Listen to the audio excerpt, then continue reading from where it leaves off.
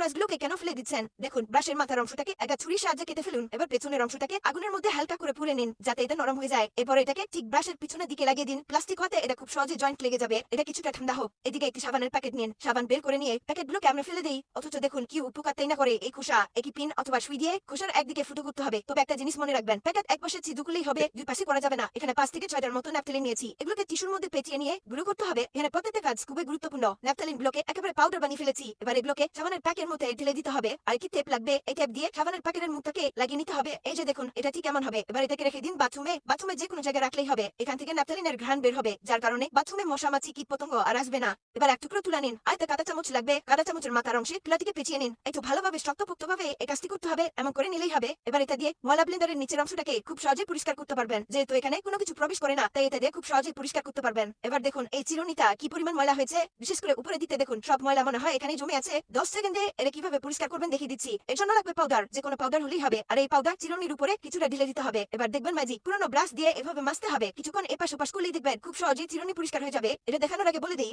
এই দেখুন একেবারে নতুনের মতো চকচকে করে ফেলেছি। এবার দেখাই প্রথমে সেই ব্রাশ দিয়ে কি করবেন। বাসায় যে সব চিপা চাপায় ময়লা জমে আছে, বিশেষ করে জানালার ফাঁকে যেখানে যেখানে হাত যায় না, এই ব্রাশ দিয়ে খুব সহজে সেটা পরিষ্কার করতে পারবেন। ভিডিওটি অনেকের কাজে আসবে, তাই দ্রুত খুঁজে পেতে টাইমলাইনে শেয়ার দিয়ে রাখুন। ভিডিওটি ভালো লাগলে লাভ একদিন এমন সব তথ্যবহুল ভিডিও পেতে ন্যাচারাল বিউটি হ্যাক্সকে লাইক ও ফলো দিয়ে রাখুন।